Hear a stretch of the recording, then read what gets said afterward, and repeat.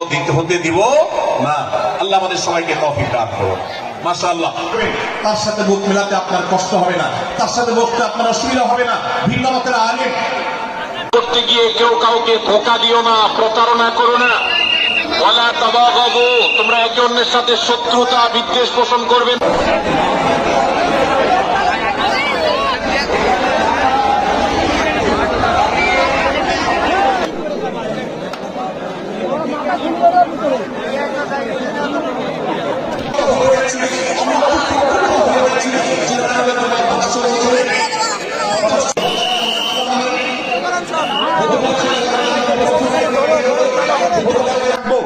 মিথ্যা এটা আল্লাহর জমিনের সবচেয়ে বড় জঘন্য অপরাধগুলোর মধ্যে থেকে একটি।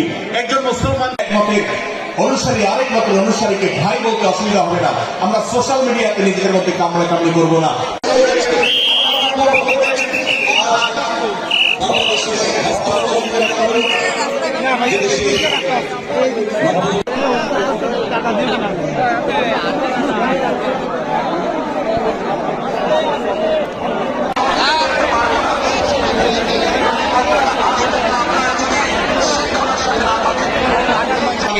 প্রশ্ন ওঠে না, বরং আল্লাহ বলছেন যে তাদের উভয়ের মধ্যে। সূরা হুজুরাতের 9 এবং 10 নম্বর আয়াতের শিক্ষা বলছে মুসলমানদের মধ্যে দুটি দল যদি মারামারি